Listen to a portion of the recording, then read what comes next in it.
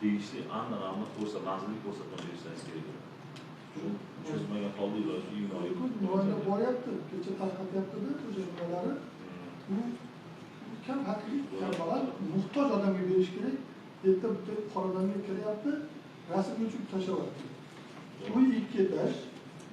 Yo trenajyor bor, bekshuglarga trenajyor borda, u tag'in haligi nima yor stol bor. Buni uyga qo'ygan stol joyi yo'q. Stol qo'ygan joyi yo'q. Bu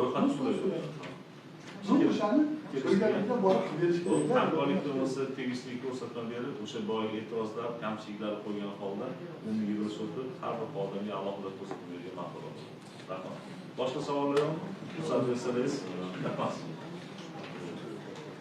Komissiya xulosasiga asosan komissiya xulosasini o'qib etish uchun ijtimoiy soha yoshlar siyosati, xotin-qizlar, madaniyat va sport masalalari bo'yicha doimiy komissiya a'zosi kimga beramiz? Avtomatik sizga komissiya xulosasini o'qib eshitishni so'raymiz.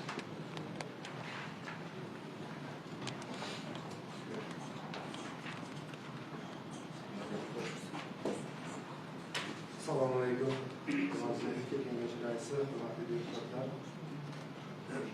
Xalq deputatlari Toshkent kengashining ijtimoiy soha yoshlar siyosati, xotin-qizlar, madaniyat va sport masalalari bo'yicha komissiyaning Olmos shahar inson ijtimoiy xizmatlar markazi tomonidan 2025-yil hamda 2026-yilning 1-chorakida amalga oshirilgan ishlar yuzasidan demak quyidagicha xulosa qiladi. Doimiy komissiya tomonidan Olmos shahar inson ijtimoiy xizmatlar markazining 2025-yil hamda 2026-yil 1-chorak davomida ijtimoiy himoya sohasida amalga oshirilgan ishlar yuzasidan demak bergan axborotni yetarlicha demak o'rganib chiqildi. O'rganishlar davomida shaharda ijtimoiy xizmat va yordamlarni mahalla darajasida tashkil etish, nogironligi bo'lgan shaxslarni qo'llab-quvvatlash, yetim va ota-ona qaramog'ida mahrum bo'lgan bolalarni ijtimoiy muhofaza qilish, yolg'iz keksalar va qarindoshiga muhtoj fuqarolarni qo'llab-quvvatlash, tazyiq va zo'ravonlikdan jabrlangan xotin-qizlarga ko'mak berish hamda ijtimoiy nafaqalarning manzilligini ta'minlash bo'yicha bayon ishlar amalga oshirilgani ma'lum bo'ldi. Jumladan 2025-yil davomida ijtimoiy himoyaga muhtoj aholidan kelib tushgan 16.018 ta murojaatning 11.853 tasi ijobiy yechim topilgan bo'lsa, 2026-yilning 1-choragida qabul qilingan 6.607 ta murojaatning 5.010 tasi ijobiy xizmatlar ko'rsatilgan.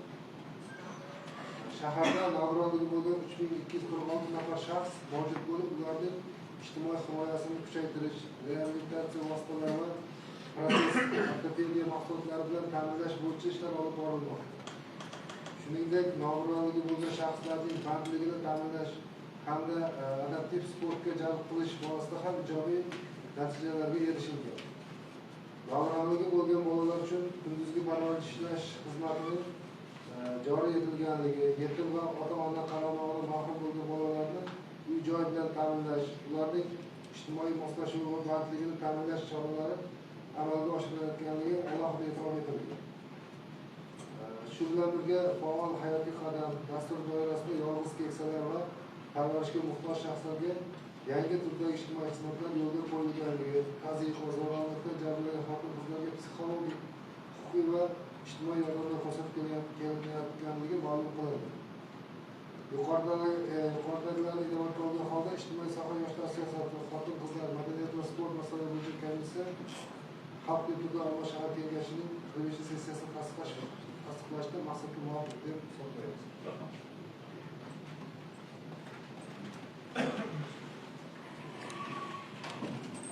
Komissiya xulosasiga asosan barcha deputatlar qaror loyihasi tarqatilgan. Ular deputatlar tasdiqlash uchun huquqdan tasdiqlash so'rayman. Rozilar, qarshilar, deputatlar, qaror hozir tasdiqlandi. Kun tartibida oxirgi masala, 4-masalaga o'tamiz. O'zbekiston Respublikasi Vazirlar Mahkamasining 462 sonli qaroriga asosan Olmos shahrida mahallalar kesimida soha va ko'mak jamg'armasi mablag'ini qayta taqsimlash to'g'risida Inson ijtimoiy xizmatlar markazi o'rinbosariga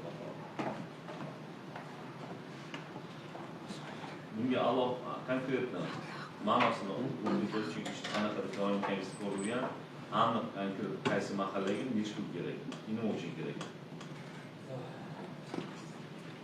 Bu aytib o'tganimdek, Saxovat ko'mak jamg'armasidan davolanish hamda jarrohlik amaliyoti uchun mablag' ajratish ko'rsatilgan. Bugungi kunda Chambil mahallasida istiqomat qiluvchi Mustaqillik ko'chasi 13-uyda yashovchi 98-yilda tug'ilgan fuqaro Abdukarimov Abdurasul Salimjon o'g'lining oyoq bo'g'im qismini 4-daraja ko'ksartrioz bo'g'imlarining og'ir darajadagi funksional yetishmovchiligi operatsiyasi uchun Saxovat ko'mak jamg'armasidan 51 million 643.575 so'm mablag' talab etilmoqda. 1-iyun holatiga Saxovat ko'mak jamg'armasi mablag'larini ko'rdik mahalla kesimida Chambil mahallasida 45 million 68 ming so'm mablag' mavjud.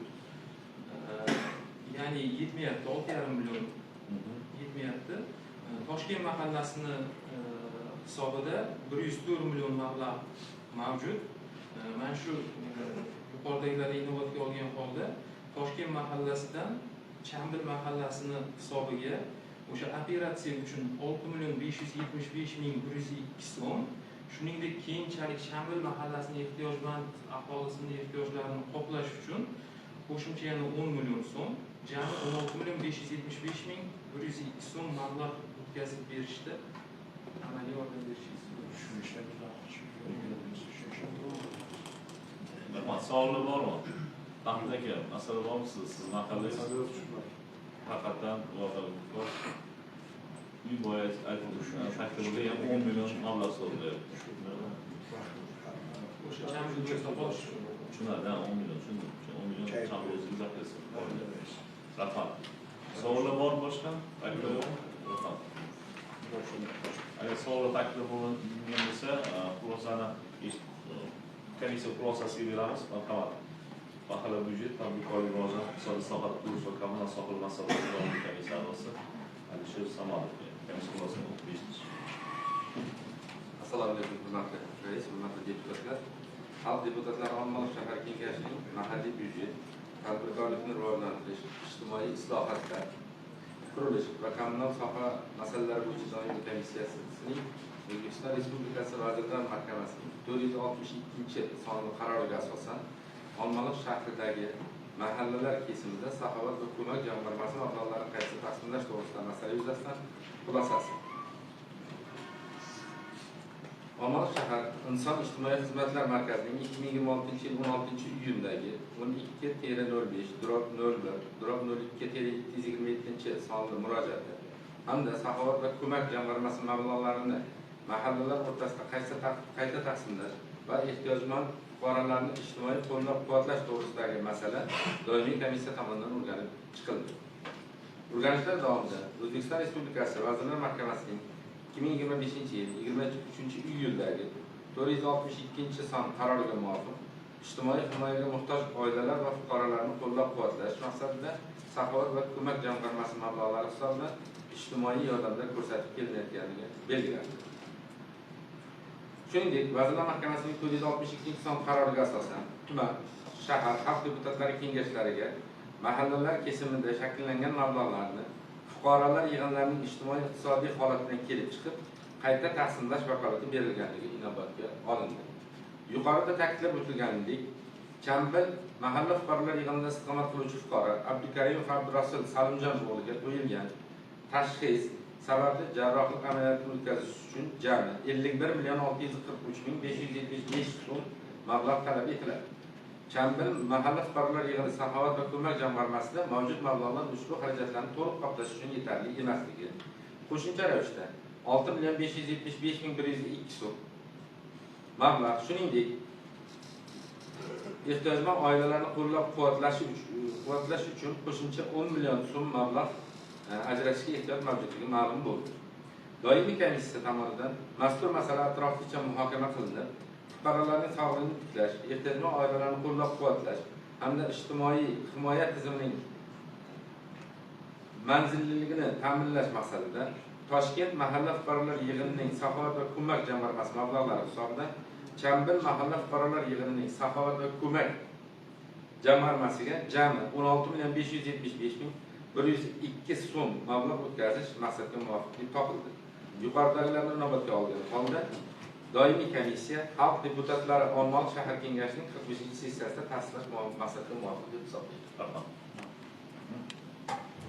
Komissiya xulosasiga asosan sessiya qaror loyihasi tasdiqlanib tarqatilgan. Deputatlar tasdiqlash so'raymiz. Rozilar. Rahmat. Qarshilar. Qaror birozdan tasdiqlanadi. Hukumat deputatlar va sessiya ishtirokchilari sessiya kun tartibiga kiritilgan masala barchasi ko'rib chiqildi. Sessiyani olib borish yuzasidan takliflar bormi? Agar taklif bo'lmasa, sessiya kun tartibi masalalar bo'yicha ovoz berish natijalari yuzasidan sanoat komissiyasi Begzod Saidovga qabul qilindi.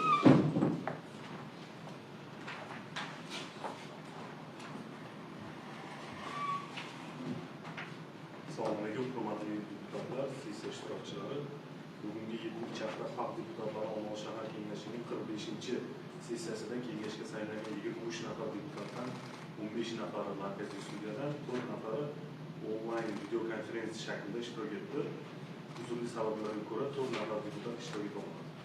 Quorum ta'minlandi. Video konferensiya shaklida ishtirok etgan 4 nafar deputatning sessiyada ovoz berish natijalari qayd etib borildi. Sessiyada raislik qiluvchi tomonidan har bir masala ovozga qo'yildi va e'lon qilindi. Video konferensiya aloqa shaklida ishtirok etgan 4 nafar deputat har bir masala yuzasidan bir ovozdan rozilar degan savolga qo'llarini ko'tarib ovoz berdi. Ovoz berish natijasi qayd etib borildi. Kun tartibidagi 4 ta masala yuzasidan markaziy sudiyada qatnashgan 15 nafar deputat hamda video konferensiya shaklida qatnashgan 4 nafar deputat har bir masala yuzasidan bir ovozdan rozilar degan savolga qo'llarini ko'tarib ovoz berdilar va qarshilar betaraflar bo'lmadi. Sessiya kun tartibi bo'yicha barcha masalalar ko'rib chiqildi va sessiya davomida reglament tartib qoidalari buzilish holati kuzatilmadi. Sessiya tuzganligi yuzasidan kotib muloqot sessiya qilib berishimiz mumkin.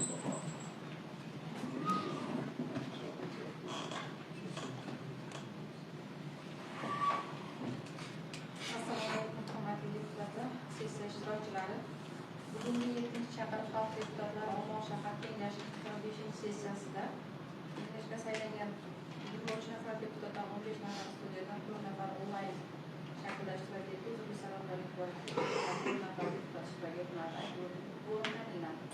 Sessiya ishini kengash raisi Karimov Dilmurodovich olib bordi. Sessiyada shahar kengashi deputatlari, shahar hokimi o'rinbosari, shahar siyosiy partiya raislari ishtirok etdilar. Sessiya kun tartibi bo'yicha 4 ta masala ko'rib chiqildi. Doimiy komissiya tomonidan xulosalar o'qib eshittirildi. Deputatlar tomonidan kun tartibi bo'yicha savollar, takliflar, e'tirozlar bildirildi va qaror tasdiqlandi. Sessiya kun davomida faqatgina 3-masalani, endi muhim masala bo'lgani uchun ozgina vaqt hisobidan cho'zildi. Lekin qolgan masalalarda hammasi reglament tartib qoidalari holatida amalga oshirildi. Tamam. Hukumat deputatlar boshqa savol takliflar bo'lmasa, shu bilan 7-chi hafta xalq Olmaliq shahar kengashining 45-sessiyasini yopib e'lon qilaman. Rahmat.